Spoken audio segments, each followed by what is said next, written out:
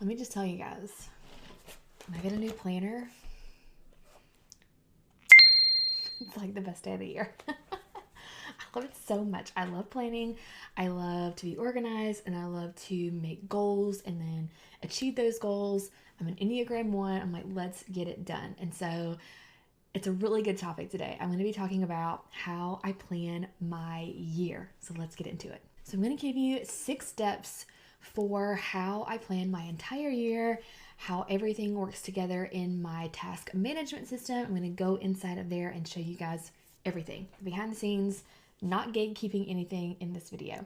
So step 1 is I think about what went right and what went wrong from the previous year. So every year I kind of have a theme for the year, and that's actually step 2. So I won't get too much into that, but I think about, okay, what was my theme? Did the things that happened last year reflect that theme? For example, last year I had a baby, and so the theme was baby. I have a baby. I am focusing on my kids and being a mom and kind of taking a step back from work. And last year, the reason that I was able to do that was mainly from Facebook ads. So I have all of these automated funnels running in the background. I have Facebook ads running to those funnels, and that is how I make money. Now, it worked beautifully. It really helped me be able to work 1 day a week pretty much all of last year. But I have been running into some issues with Facebook ads, and it's not Facebook's fault. It's actually the software that I use with Facebook, which is Kajabi, and I love Kajabi. I have been with them since 2019. I host all of my courses on Kajabi. I always recommend Kajabi. However, they have been having this blip, I wouldn't call it a blip. It's more than that. It's bigger than that. It's this huge issue where when people click on my Facebook ad and they go to enter their name and their email for a free training or for a download, it tells them their email is invalid. Super annoying. And Kajabi's answer is, well, they just need to open the page in an external browser, meaning outside of the Facebook app. This has nothing to do with with planning, but it does relate. Just stick with me here. And so obviously people are not going to open the page in the external browser. They're just going to exit out. Some people don't even know what that means. Okay. I have been asking Kajabi, please fix this, and they won't. So that means I am losing money and I am losing leads.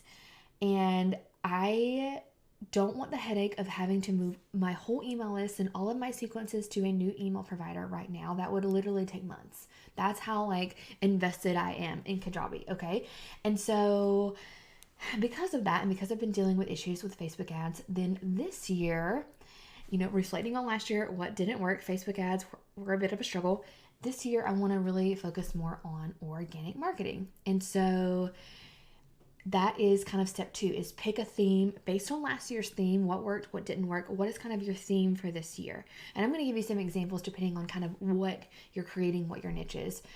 If you don't know, I do lots of things. I have online courses, I create teacher resources, I create low ticket digital products, which is all of the things I can help you with. So I want my theme to be organic marketing, really pushing towards getting free leads through my podcast, through YouTube, through email marketing, through Pinterest. So those are kind of the 4 pillars that I'm focusing on this year. Now, thinking about you, if you're new to business, then you're not going to have really what worked and what didn't work last year. So you can just skip step 1, go right on to step 2, and think about what is the overarching theme that you want for your year. So let's say that you are a teacher and you want to create teacher resources and you're going to start a Teachers Pay Teacher store. Well, your theme for this year would be creating resources and listing them. And it can be as simple as that. It's kind of, what are you going to be doing throughout the year to make money, right? If you are maybe a stay-at-home mom and you want to start kind of an education-based business, maybe you want to create an online course or membership, then maybe your theme is creating the course and launching it. That's like the overarching goal. That is your North Star. Everything that you do should be kind of focused towards that goal. Maybe you're a stay-at-home mom or a teacher and you're not really interested in creating teacher resources. You want to create some other type of low-ticket digital product like an ebook or a PDF guide or a mini course. then that is going to be your theme, getting that launched and then getting people to buy it. So kind of think of what is your overall goal. That is step 2. So like I said, mine is organic marketing. Now, another thing that I kind of skipped over with step 1 is, because I've been doing this a while and because I track data, which is super important, I also look at my data, which is kind of how I figured out that Facebook ads weren't quite working as well as I wanted them to and as well as they had in the past. So let me show you how I track data. It is in a program called, that's my Asana, I'm going to show you that in a second, in a program called Airtable. Airtable is like Google Sheets or Excel on steroids, okay? And I like it because it has colors and you can just do more with it. It doesn't have like all the super complicated formulas that Google Sheets and Excel have, but I haven't needed a formula that it doesn't have, okay? My husband is an accountant and he's like an Excel nerd. He would not like this software, okay? So if you're like an Excel nerd, just use Excel or Google Sheets. But this is perfect for me. So I actually have one of my team members track data for me, but I used to do it myself. So every Monday, she will put my stats inside of Airtable so I can have kind of a pulse of the business. And it's so important to track data. If you don't track data, you're not going to know what's going right and what's going wrong. And again, if you're new to business, you don't have any data to track. That's fine. But if you have been doing this for any amount of time and you've made any amount of money, or even if you're not making money, but maybe you have a lead magnet, track the data on that. How many people are looking at your landing page? How many people have signed up? If that conversion rate is not that great, do something about that before you try to add anything else. Fix the things that are broken before you add new things. That was the theme of that whole little soapbox spiel. Okay, so here's kind of a look at the data for, this is one of my evergreen funnels. We track a lot of data for a lot of different funnels. Each one has their own little tab here, as you can see at the top. So I have the week start and the week end, how many paid leads I got that week, other leads, so those would be free leads. So as you can see right now, I get most of my leads from paid ads from Facebook. These are all from Facebook. I don't run any other types of ads. And then these other leads would be from, Pinterest, podcast, Instagram, maybe any other avenues that are not paid. And then the total, how much I spent on ads, and then my cost per lead, how many sales I got, how many people paid in full, how many people got the payment plan, the order bump, the overall conversion rate, my weekly revenue, things like that. So I track everything. And the main thing that I want to look at is my conversion rate over here. And my conversion rate has been down. This is from October. We kind of started a new sheet when I started noticing that Facebook ads were a little wonky. And my conversion rate is down. Like, look at this, 0.07. That's really bad. That's really, really bad. I want at least 1%, 1 to 2% on an evergreen funnel.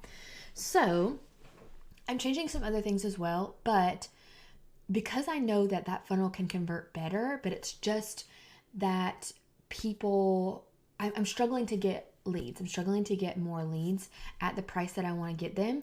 Then that's why I want to go to that that organic marketing. Okay. So that is step 1 and step 2. Let's move on to step 3. I have my little notes here on my notes app. All right, step 3 is figure out your big goals based on your theme for the year. So like my theme is organic marketing. What are some big goals that I have? So like, what are my revenue goals for the year? And I'll be honest, I don't love setting revenue goals because it's not always controllable or predictable.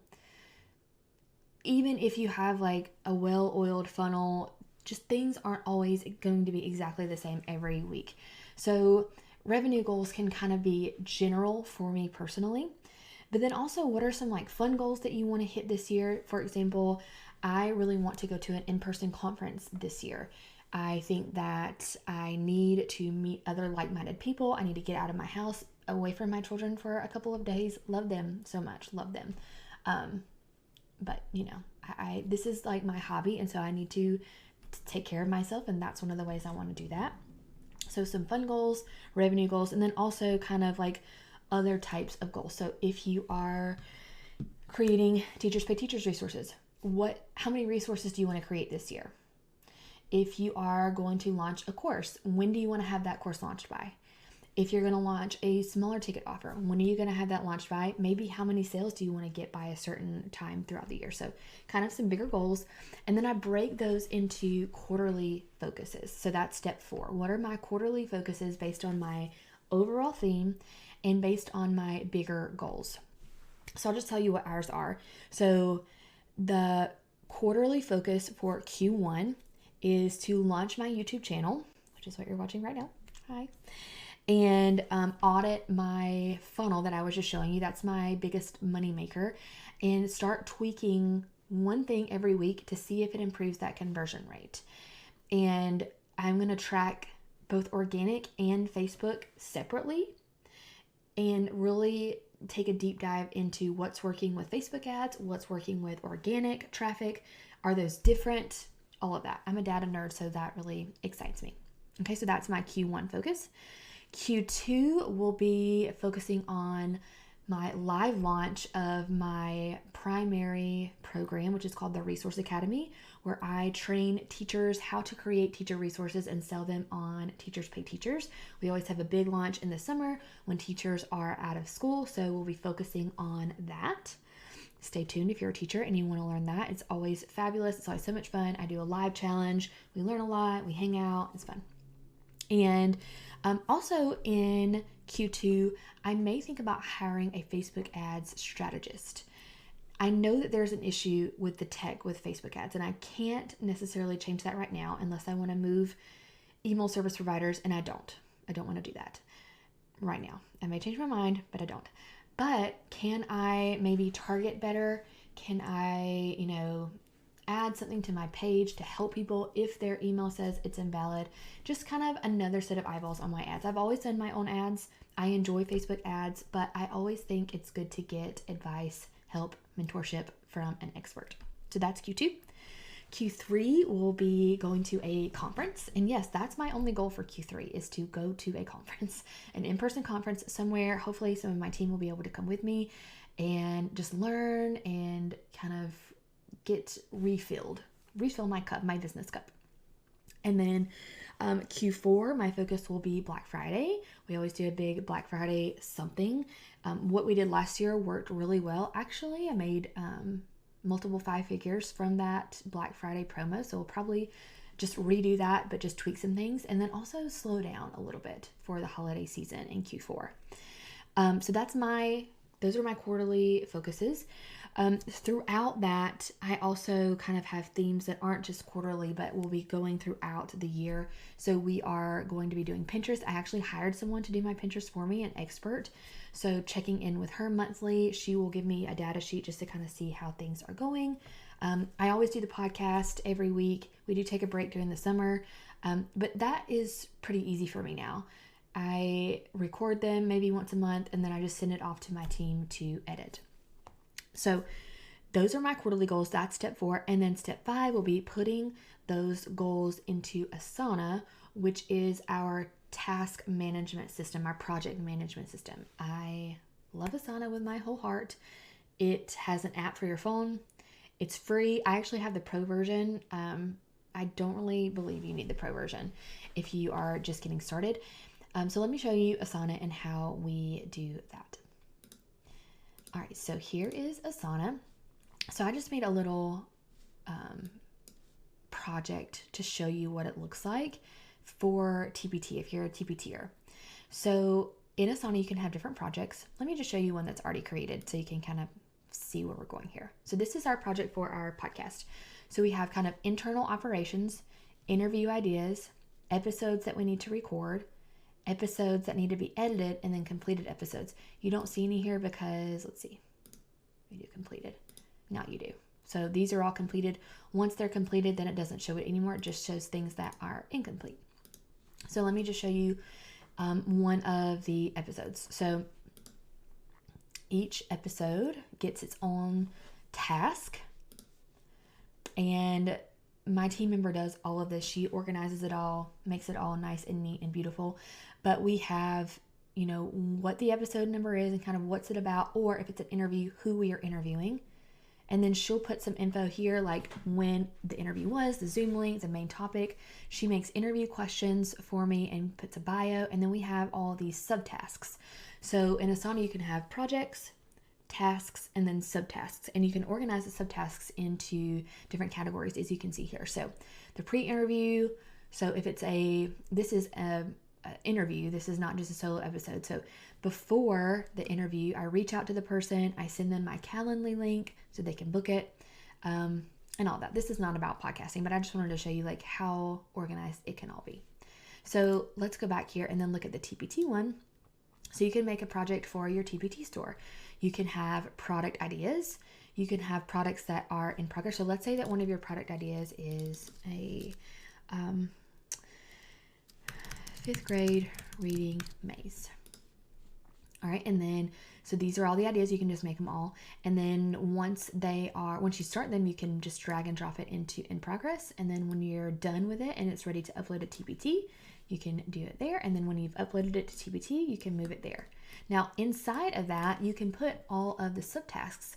So the subtasks might be create a template, create the actual questions, create the answer key, and maybe all of these would be under the creation portion.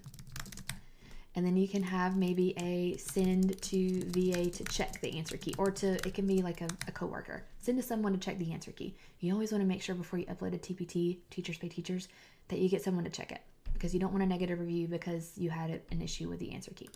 Been there, done that. Then you can have, let me see what else would be, create the cover photo. So this would be like maybe listing on TPT would be the category for this. You can create the preview file, create the description, create thumbnails, create the terms of use, which you probably already have a terms of use. If not, you should just have a template that you use every time. Upload to TPT, and maybe make a pin on Pinterest or something. So those could be all of your subtasks. And then when all of these are done, then you can move it along here. So this just keeps everything in like a nice workflow, organized. And you can have this view in different ways. So you can have it like a list. You can have a timeline, a dashboard, calendar, workflow. You have to actually like create this, but you can have messages with your team. And it's just the best. I just love Asana. We're launching our YouTube right now, so we'll do the same thing for YouTube, like episodes to record, episodes to edit, completed episodes. I'll probably add like an episode idea category. Anytime we do a launch of one of our programs, we have a launch template in here. So everything for my life is in Asana. I even have personal stuff. So if I have recurring tasks that I need to do every day, like I don't know, my daughter does vision therapy right now, so make sure I do vision therapy with my daughter every night at 6. That's in my Asana, and it alerts me on my phone. Or if I have groceries I need to get, I can make a list in Asana. So love Asana. I can keep going on and on about it, but this is not about Asana, right? So let's get back to it. So that was step 5, put it in Asana. And then the last step, once I get everything in Asana and everything kind of clear and focused, at the end of each quarter, I kind of do a refresh and I reflect, okay, did I get my quarterly goal done? If not, do I need to move it to Q2, or do I not need to do that anymore? You want to continue throughout the year to think about, okay, am I staying on track? Because if you're anything like me, you love to just check stuff off. Check, I got it done, check. But you're not actually thinking about, are the things I'm doing making me money? Are the things I am doing money making activities? Or am I just doing them because someone told me I should be doing them? Like, for example, I used to pin on Pinterest a lot.